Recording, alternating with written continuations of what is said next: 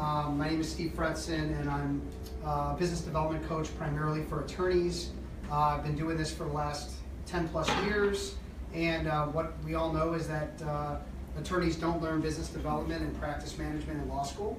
I'm hoping to change that someday, but in the short term, I'm working primarily with attorneys that are interested in growing their books of business and sort of making it easier to develop and be sustainable in their practice. And I never thought I'd work with attorneys, quite frankly, but about 10 years ago when the world turned, I got into it, and it now makes up pretty much all of my clients. And I work with attorneys from associates in their second year all the way up to attorneys in their 60s that have been practicing for 30 years, and everything in between. It's a lot of fun. I have a couple of books out on networking and business development. I have an e-learning platform I'll show you a little bit later. But for right now, what I wanted to do is just talk a little bit about what are some of the issues that attorneys face and what are some solutions that we can go over together to help resolve those issues. Something that Sam had mentioned a few minutes ago was that there's times where the phone rings and things come in, and there's times where things are a little slow, okay? And so what we want to look at doing is talking a little bit about how do we develop a plan to be more effective in having sustainability. So instead of a roller coaster ride like this, how do we get something that's maybe a little bit more of a floating upward trajectory where there's less peaks and valleys, but it's more sustainable, okay? One of the ways that we do that is through business development planning. Hello. Hi. So, yes. Am I your way? Nope, Okay. You're fine. By the way, if you have a question, if you're watching on Facebook, please feel free to send in your questions. We will be handling them as they come across. So anyway, as far as developing a plan, I want to just give you a couple of thoughts on that. The first is that it doesn't have to be something that involves you working a lot more. I think most attorneys are very busy, they're building hours. So the last thing they want to do is kind of like, hey, can I put another 20 hours a week on my plate running around and trying to develop more business? So in most cases, especially if you have your own client base, the easiest way to get new business is by leveraging existing clients. And so we might want to put a plan together that involves sort of what your objective is. What are you trying to accomplish this year? That might just be that you want to, add another $100,000. It might be that you want to add an extra client a month. You can determine, based on where you are and where you want to go, what level you want to increase. Okay. From there, you might want to break it down into where the low-hanging fruit is. All right. So think about a tree loaded with apples. The question is, where are the apples that you could just pluck? Right, they're right in front of you. Just pluck them, put them in your barrel, and move on. As opposed to dragging around a 16-foot ladder, climbing to the top of the tree, trying to find things, and then bring them back down. An example of that would be, continuing to leverage the lawyers that have referred you, the network that has helped refer you business. Maybe we need to spend more time with those people. Okay, maybe we need to continue to develop those relationships, because if someone has referred us once or twice, could they refer us more? It's just a matter of we need to be in front of them. Okay, so that's something that's so simple and so easy, but we forget about it because we get so wrapped up in the hours and so wrapped up in all the business. The best thing you can do, though, is to maybe make a list of all of your referral sources. These are lawyers, these are CPAs, these are financial planners. Okay, again, if you're in the area of family law, look at where you're getting referrals from, make a list of those people, and then maybe rate them A, B, and C. Okay, the A's are going to be your best contacts, referred you a bunch, got a great relationship. B's are maybe a work in progress, and C's are who knows. Okay, there might be value there, there might not be. That's what you need to figure out. Once you've done that, you probably realize you've got only 10 or 20 people that have referred you business, or that have referred you business on multiple occasions.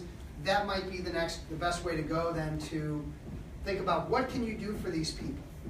Okay, so we go from an objective that's basically talking about the big picture, how do we grow the practice, to strategies of leveraging existing relationships. It could be leveraging existing clients. Okay, so just an example, Sam, You mentioned earlier that you get business from someone's family. So, someone had a divorce, you represented them. Okay, how are you staying in touch with those people because they have family that, could be falling to the same situation? So how are we keeping in touch? That could be an email, that could be a phone call, that could be getting together for coffee, checking in with them, how's it going? All right, it could be sending them information that could be relevant to their case or to their situation. It could be that they're actually, maybe they're very wealthy and they know a lot of very wealthy people. I mean, those might be people you want to stay in touch with. They may also be a resource for referral sources. So for example, your client, you handled a divorce for her and you ask, who's your CPA?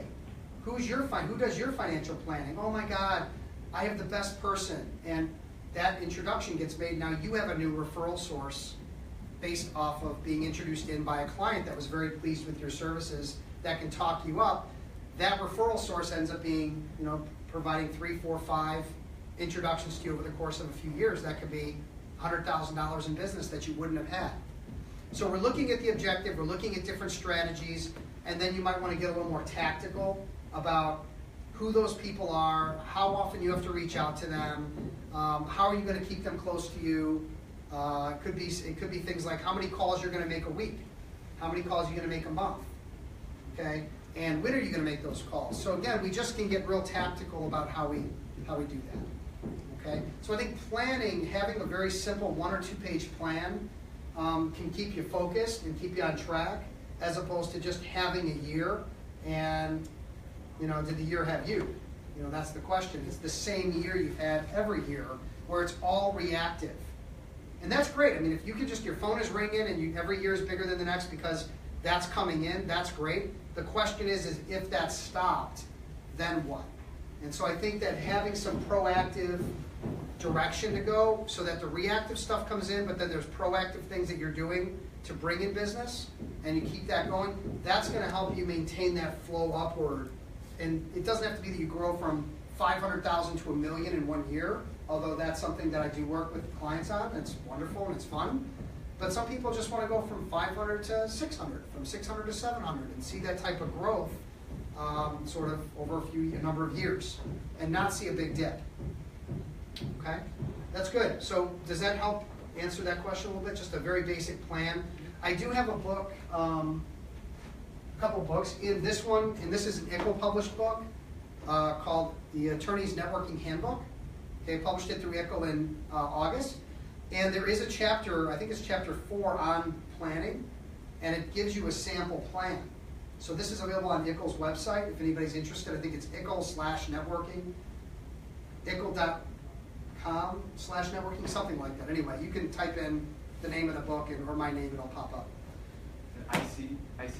It's IICLE, Illinois Institute of Continuing Legal Education. So a free plug for that, for my book, and for my book apparently. I think it's also on Amazon. They just posted it on Amazon, so you can get a copy there. Anyway, so I think that sort of handles that. Steve, do we have any other questions that came in recently through Facebook? Yeah, there's one here. How do I know which networking events to go to and how to get the most out of each event? Okay, so it's kind of a 2-part question. So, all right, so we talked a moment ago about strategies and that if there's an opportunity to pluck low-hanging fruit, that's the best way to go. Existing clients, past clients, existing referral partners, those are all great directions to go. What if we don't have those? What if we don't have our own clients? What if our network is very limited? Then I would suggest that networking is probably a strategy that you want to look into, okay? So there's a couple of thoughts about, how do you know what event to go to? How do you pick and choose? The first thing that I would think about is, who do you want to meet? Who do you want to meet? So again, let's say that I'm an intellectual property attorney. Do I want to go to a local chamber of commerce? Do I want to go to maybe a typical CBA event? Maybe, maybe not. Okay, so you want to think about 2 things, and that is, where are the people that you want to work with you, meaning the prospects, the prospective clients. As an intellectual property attorney, if I'm working with startups, where would I want to go? Have you ever thought about that? Where are the startups in Chicago?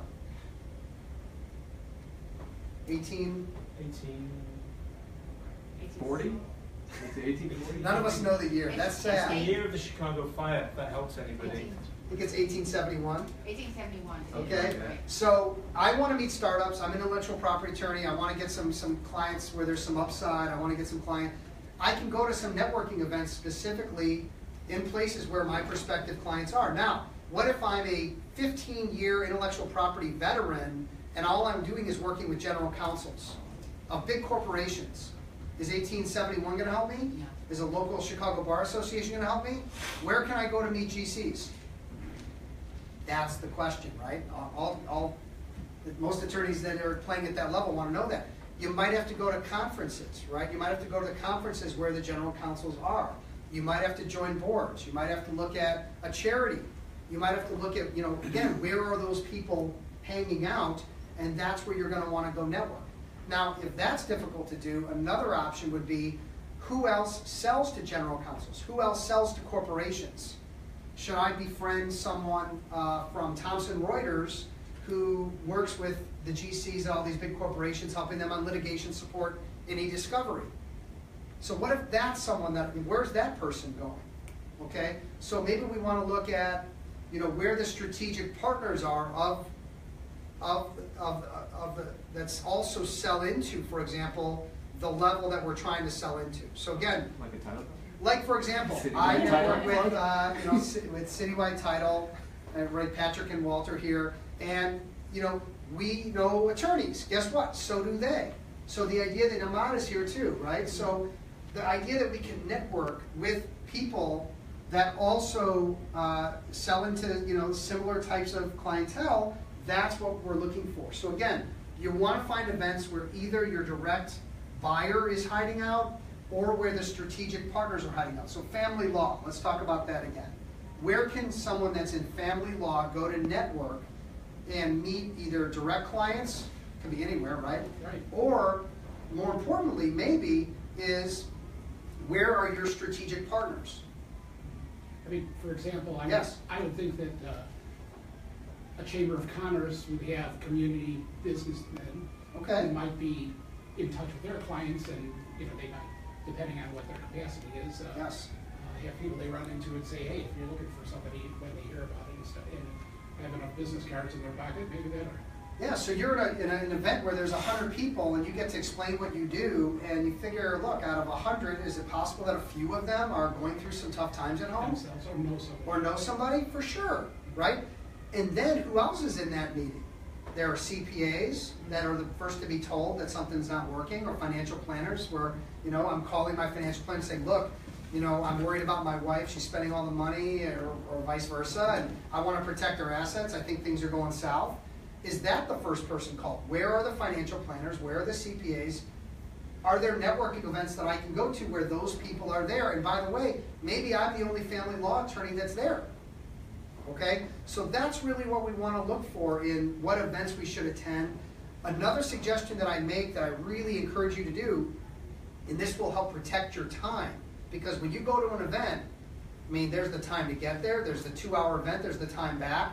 It could be 3-4 hours. That's a half a day of billable time that you're not billing, right? So one thing that I like to do is I like to call the individual that's running the event. So if that's a local chamber, call the chamber director. If that's a CBA event, call the person that runs that group, runs that division of the CBA, and ask a few pointed questions. Are the people that I'm looking for going to be there? Is this an event where CPAs show up? Oh, they don't ever come here. Well, maybe that's a disqualifier that you shouldn't go to that event, okay? Who are the types of people that come there? What types of events are you running? One example is I work with a lot of introverted lawyers. They hate large groups. And I say to them, look, if that's something you don't want to deal with, let's look for groups and events where it isn't a large group, where it's a more private, intimate setting. And if you call and say, is this, what kind of events do you run? And they say, we've got this large 300-person event, or we've got this individual small group event. Well, maybe just go to the small group event. Why put yourself through the trauma of dealing with a large venue? Okay. So the idea that you're able to do your research on their website, call the person in charge, ask some pointed questions, understand what's involved, and then go. I think that's really going to save you a lot of time. The second part of that question, Steve, was what? Was, How do I get the most out of them? okay, and then how do we get the most out of it? And there's a lot of different factors there. One other question that I ask the people that run these events is I'll say, look, it's my first time coming. I'm a little nervous about it. There might be some people there that could be directly beneficial for me to meet. When I get there, could you or someone in your organization walk me around and maybe introduce me to a few key people? Okay? And that way, I'm actually not walking around and going, look at all these strangers. I'm scared. I'm walking in and somebody's taking me by the hand and saying, hey, let me introduce you around a few people. And again, though, that could be worth the whole trip. Okay? So that's just some small things that we can do. Now, another thing that I think is really important when we get there is a lot of people think with networking it's about handing out cards and it's about how you pitch yourself. Here's my value, and here's my card. And I've seen people do this, and it's very old school sort of mentality. And what we're really trying to do, believe it or not, in my opinion, when we go to networking events, it's to qualify every person that we talk to understand, is this someone that meets the two criteria that I'm looking for or not? And what are the two criteria that I'm looking for? We just talked about it. Help me out. Are they somebody that might refer me? Someone that could be a referral partner, or yes. a possible person that would be a client? And everyone else can fall into a bucket of possible friend, possible acquaintance, possible something down the road. But it's not going to be someone that we're going to spend the whole time with. If I'm in a situation where I've got a limited amount of time, I have to take 5 or 10 minutes and I've got to sort of qualify the people I meet to understand, should I invest more time with them? Should I move on? Because if you have an hour and you spend 45 minutes with someone who just likes talking to you because they're lonely too, right? You might want to think about how you're going to move on and go approach other people, okay? Something that I talk about is T-Lend, and what I would like to do, if you don't mind, is I'd like to pull up, thank you, is I'd like to pull up a video from my website. Okay.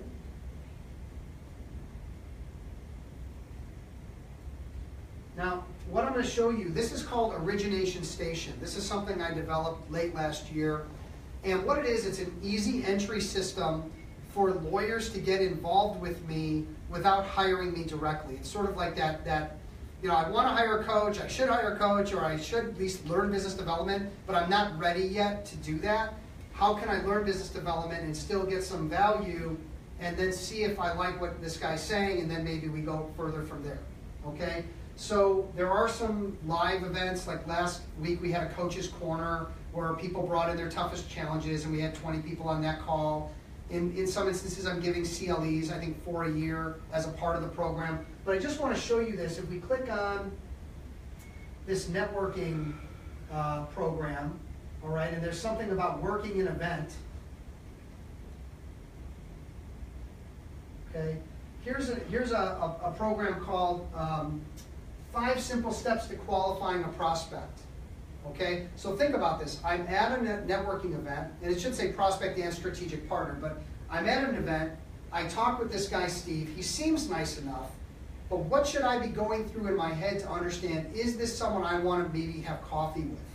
Is this someone I want to follow? So I'm just going to let this play out for a few minutes, okay, and sort of take over my coaching role for a moment in my presenting. You guys can see what this looks like and sounds like.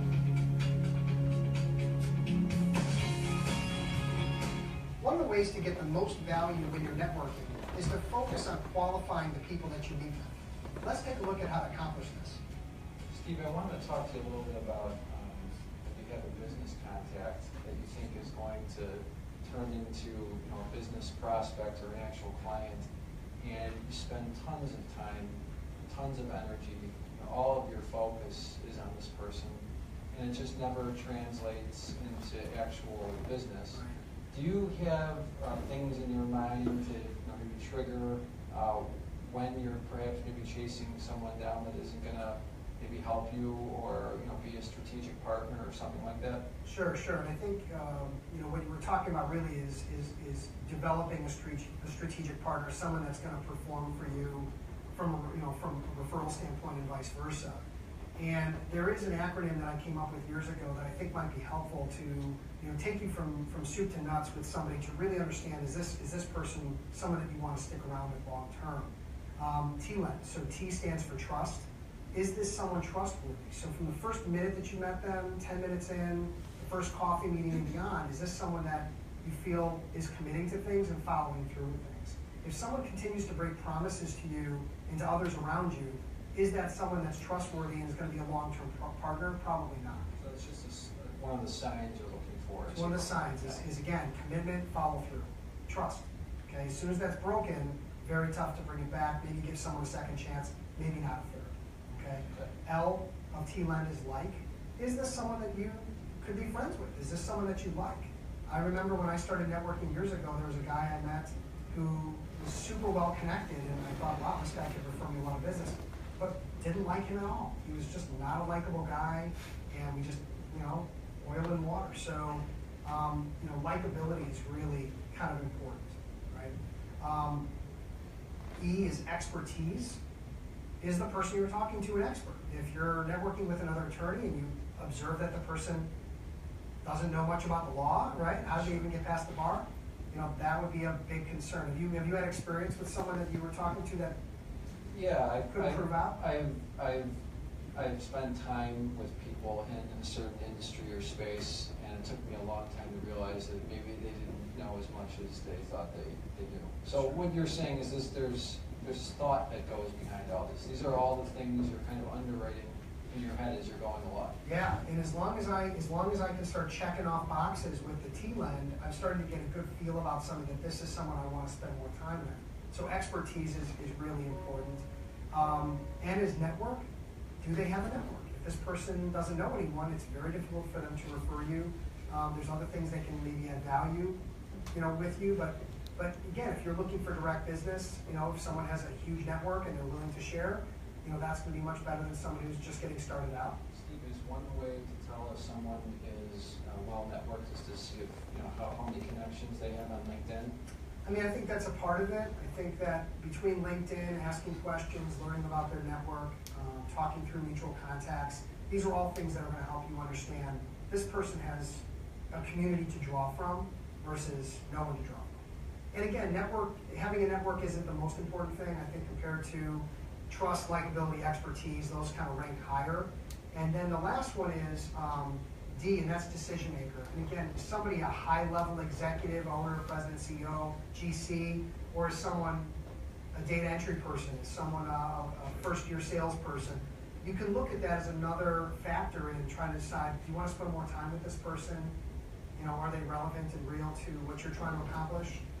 So think about the TLEN as a way to start from the very beginning, start qualifying someone that would be a good strategic partner or client for you, and take that through the first coffee meeting and beyond. I think you'll waste less time with the wrong people because you'll know they're qualified. Excellent.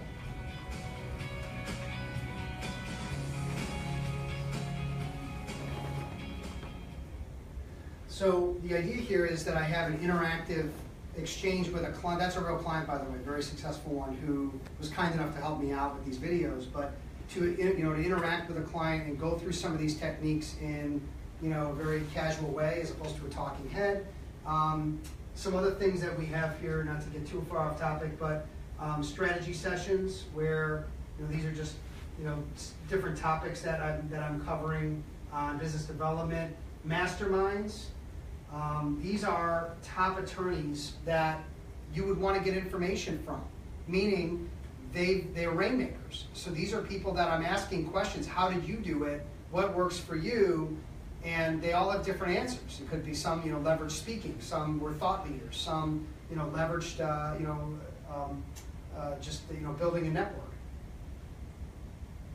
I've also interviewed a number of marketing experts. So again, website effectiveness, like you mentioned, Sam, earlier, my website. I can get leads from my website. Here's some tips about how to, optimize a website. How do you get, more hits?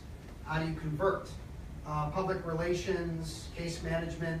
We have a relationship, right now with Smokeball.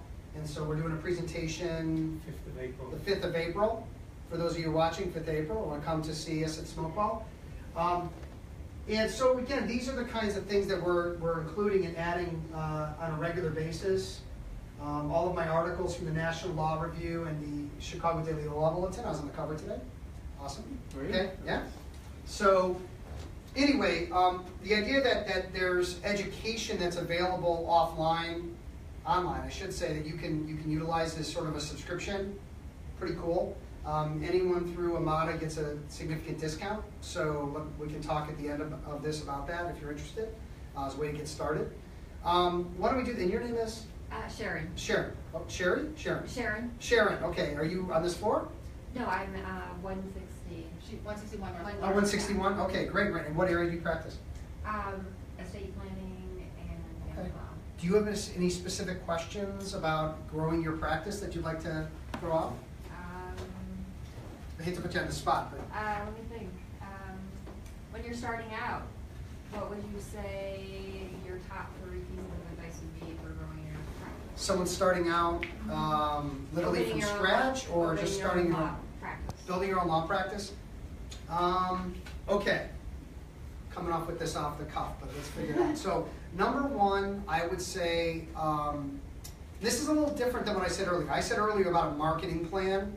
I would say having a business plan, okay? Something that's gonna cover more than just generating business, but it's how are you going to manage the business?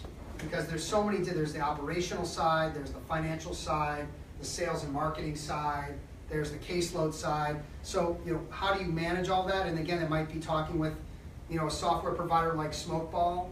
It might be putting a written plan together, which is something I could help with, for example. But something to make sure that you've got, something written down that basically says, these are the things I need to do to make sure that I've got all my bases covered.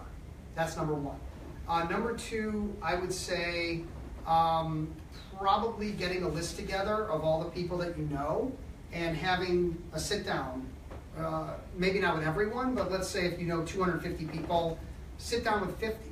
And from that sit down, what are you trying to accomplish, right? So A, could you do their estate plan?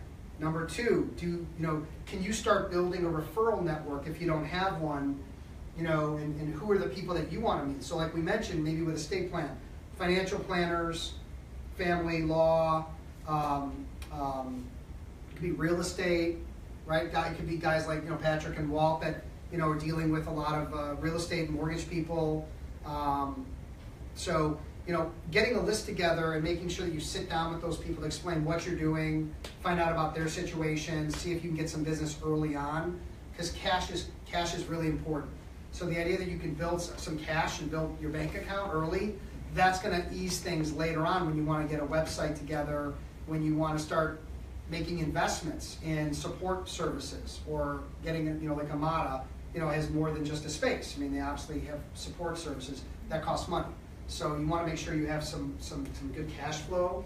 So I would say that's number 2 is just making sure, if there's some easy targets that you can help that would be open to doing business with you, I think that would be good. And then selfishly, would be, really, get out there and do some marketing, attend networking events, educate yourself on business development if it's something that you've never done before. If it is something that you've done quite a bit of, you're going to want to leverage that. You're going to want to, try to build up some business in the first 6 months, really get above your costs and your home costs too.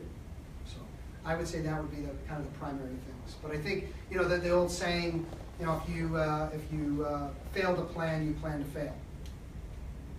And just winging it is not a great option. So I would always suggest trying to get something down on paper. Sure. Steve, any other questions from Facebook? Yeah, there's one here. I think it's a variation on the same theme. How do I avoid coming across as either pushy or soliciting? Okay, now I'm wondering if that's more about like in an initial interaction, or if that's like when you're actually sitting down with someone who could use you and you're convincing them why they should use you, or doing sort of that pitch that we talk about. Why don't I hit both? So initially, if I meet somebody at a networking exchange, or I sit down to have a coffee with you, Susan, right? Sharon. That's okay. First of all, I'll get the name right. All right. But Sharon and I sit down for a coffee. I'm pitching you hard. to become my client. You got to hire me. I'll help you with your sales. That's, people can't run from that fast enough. So what's a better approach at an initial meeting? Conversation, yes. Asking questions, definitely. Understanding, is there a reason to even have that conversation about how we work together? If I'm in a doctor's office and I feel 100% healthy, well, why is the doctor trying to prescribe something for me, right? But if I tell him that I have a banging in my head and a ringing in my ear, and maybe he's going to want to ask some questions like, when did that start? And what type of pain? And how is it impacting your day-to-day? Are you feeling dizzy? Do we want to do a CAT scan, right? So what we're going to do is we're going to build relationship. We're going to talk about what someone else wants to talk about. We're going to learn about their business or practice. And we're going to have a relationship type of a meeting. Now, if in that relationship meeting, you identify that I don't have an estate plan and I have 4 kids, is it possible that I might say to you, it sounds like, I'm kind of being an idiot for not having an estate plan with 4 kids, and I'm about to go away with my wife to Europe without the kids. Maybe we should talk.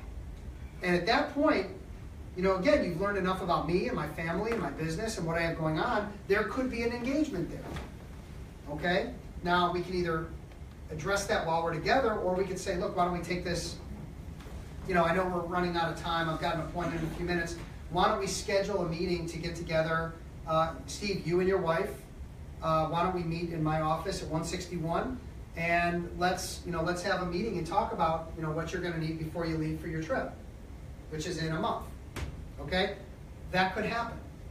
But how does it happen? Does it happen because we're hard pitching and selling estate planning? No, you're listening to what they need and then jumping in where Yeah. it's. Right, so we're making a friend, we're being a good listener, there's empathy, and the unfortunate thing is that a lot of salespeople and a lot of lawyers, quite frankly, don't understand that pitch meetings really are not the right way to go. It isn't that we shouldn't pitch, it's about when we pitch. And my motto in Credo, and Steve knows this, is prescription before diagnosis is malpractice. So when I use that doctor analogy, I'm talking from the heart that you cannot go in and just start prescribing solutions for people. You need to go back and ask questions and listen and try to understand what they need. And once you do all that, then you're in a better position to say, maybe we should sit down, because there's something you're going to want to do before this vacation to protect your family. And here's why. And at that point, I'm probably emotionally invested in doing something because, quite frankly, I'm scared that if my wife and I have a tragic accident that, the government is going to be deciding what happens to my family, right? Or my sister and my mother-in-law get into a free-for-all fighting over the kids, which, by the way, would be pay-per-view. Pay-per-view quality activity I would never want, in a million years, but it would be something to observe. So, as far as meeting people for the first time and developing a relationship and being a good listener, that's kind of where we're going to start. And then if we actually have the opportunity to meet with someone who can do business with us in the same sort of vein, we're not going to pitch. Okay? We're going to really try to hold back solving problems. We're going to hold back on convincing anybody of anything. And let's have a conversation where we can understand not only that someone has issues, but how deep they go and how committed are they to solving and using us as their provider. And that isn't taught in law school. And that isn't something that most lawyers know how to do. Okay, they might be good in litigation and handling a matter, but this is a different beast. Okay? Not to plug another book, but I will tell you that in Sales Free Selling, there's actually a picture of a tombstone with the word sales written on it. So I'm being very specific about the fact that as we think about sales and selling, that my perspective is that it is absolutely dead and it should not be done. Okay? What should be done is the relationship consultative, walking a buyer through a buying decision. That's what this is all about. Okay? And there's actually, this is a story of 3 characters, an attorney, an entrepreneur, and a salesperson that all meet a coach named Scott. It's me. Okay? And he takes them, and they all have different kind of sales issues and business development problems, and he takes them through the processes that I teach. So you can get a really good feeling for what I'm teaching and how I'm coming across and how non-salesy you can actually be when it's done properly, okay? So that is sort of how we handle things on the front end and the back end. How are we doing on time? Do we have one more question we want to address? Yeah. What do I say when the client or the prospect says, leave it with me, I just want to think about it? Okay, so very interesting situation. We take care of all of them. So we have a situation where we have this prospect that has a need that's clear, right? I need an estate plan, or I need a divorce, or I need to protect my trademarks, or I need to litigate. It's clear in the meeting that there's an engagement that should be happening. However, at the end of the meeting, the person says the following: I really am interested in working with you. This all sounds great. Let me give it some thought. Let me roll it around, and let's touch base in a few weeks. Okay? We think that's great. As the service provider, we think that's wonderful. In fact, we think it's so great that we went back to our office and started high-fiving everybody because we got this new business coming our way. And then what happens? Nothing. No, something happens. We call them, we email them, we chase them down, and then what happens? They do not respond. So why is that? Why is someone who seems so involved and engaged in working with us not coming back? What do you think happened? Sam? Well, it could be different factors, obviously, but one of them could be you're not the first attorney that they met with. Yep, And they met with somebody else before, and maybe it gets down to the point where you start talking either expenses or how much is your retainer, and then they'll say, well, that sounds great, but I'll talk to you later. Okay, so we talked about what we do, we talked about money. They're meeting with 3 other attorneys. By the way, you don't know that, but that may be what's happening on the back end. You never asked, right? So here we are. They get up going with someone else. Why don't they call us and tell us, hey, thanks for your time. We decided to go a different direction. 2 reasons. Number 1, nobody likes to give bad news. Number 2, everyone in this room and everyone that's watching on Facebook has been in a situation where you told someone no and they did not take no for an answer. And they aggressively come back to you to try to handle you to get you to do business with them. And we hated it. It made us sick. And we're stuck on this call or in this meeting with this person who's aggressive. So we've figured out as buyers how to avoid that. Just ignore the call. What is happening in most of the occasions when someone says, I'll think about it, is they're actually telling you no. They just don't want to tell you no. And it's the nice way that we have figured out as buyers to tell people no without giving bad news. And we leave, and that's the end of it. And we never have to see them again. Okay.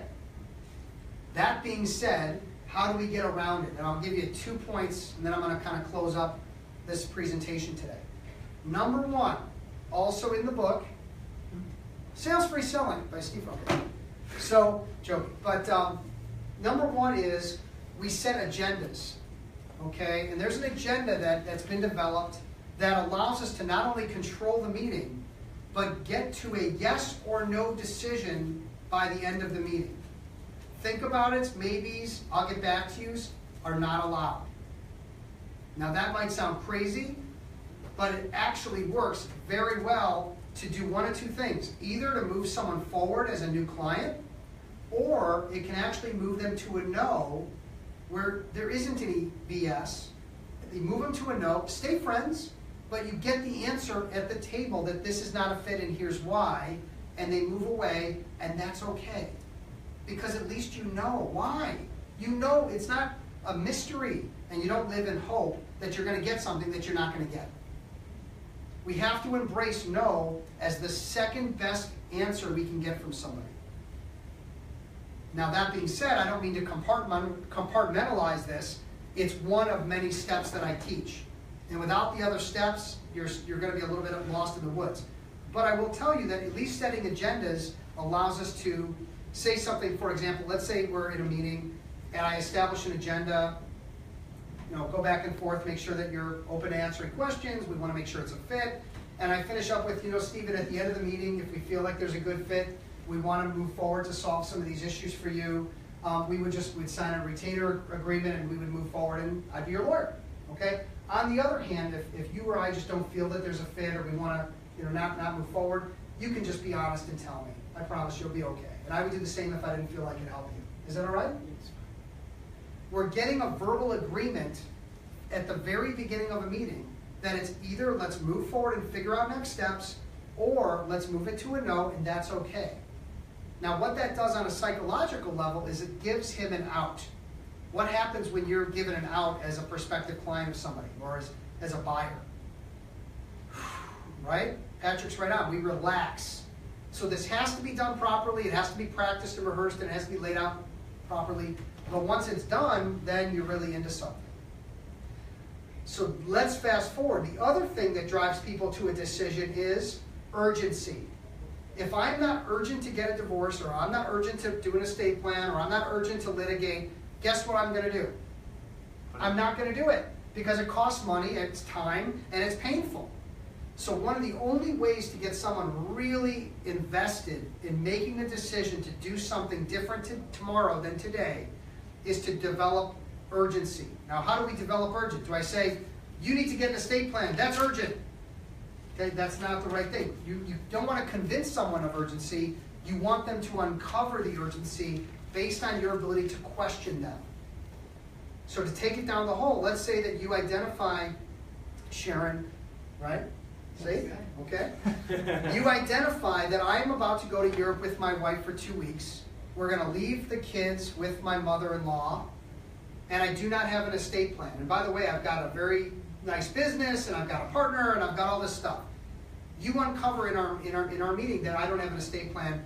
You have a meeting with me. You're going to want to ask me questions that I can't answer, or questions that are going to have me scared to death with the thought of leaving the country without having my estate in place. What would those questions be? Help me out. What would a good question be that would scare the dickens out of me? How old are your children? I have 4 kids. Are they minors? They're all minors. What are you gonna, They're coal miners. No, but they're all minors. What happens if something happens to you and you have no plans for them? You want to put it in I don't know what would happen. I guess, what you tell me what would happen. I don't know. I don't know who would take them. I guess my sister. They wouldn't be necessarily your decision because you can make a decision. Oh, so what happens if we don't make a decision? It's kind of figured out for you. By who? Who? The law. The law. State. Okay.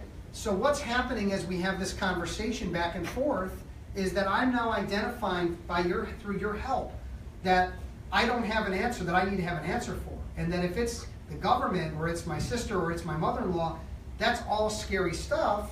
So how are we going to manage that? And by the way, if my mother-in-law or my wife are watching this, you're both wonderful, and you both would take great care of my 4 children that I made up. Okay, so same thing in divorce. I mean, you've got things laid out for you. I mean, what's the problem with what's going on in my world? And you need me to air it all out. Why do you need me to air it out versus you just saying, Steve, this is what I charge an hour, this is how I'm going to help you, this is what we're going to do first? If they don't see the need, they're not going to sign up. If they don't see the need, more importantly, if they don't have pain, fear, or gain, they don't have a motivator to change. And it's our job not to convince them of that pain, it's to ask questions that uncover the pain. So think of an iceberg and where the water level is, right? It's 10% of the iceberg is showing. That's where most lawyers go as far as questioning. We want to look at the other 90%. That's where the business is. That's where the pain is. And that's what drives urgency, motivation. Price becomes no longer a factor. What does it cost for an estate plan? Some people can say $1,000. Some people can say $5,000. Some people can say more. It really depends. What's my urgency? What am I willing to pay? How complex is my... You don't know any of that until after you've asked these questions. So when someone hits you up and says, what do you charge an hour? What's your rates? Again, prescription before diagnosis is malpractice. You have to be comfortable saying, that's a great question. I want to talk about numbers with you. It might make more sense to talk about that at the end of the meeting once I've uncovered and understand what you're really dealing with here, what we're dealing with. Is that okay? Oh, that's great, no problem. And move on, ask your questions. So whether we're, to kind of wrap things up, whether we're planning whether we're executing or whether we're following through, there are processes and methodologies for all of these things that are proven. And the question is, what can you learn? How can you, manage your time better? And are there better ways?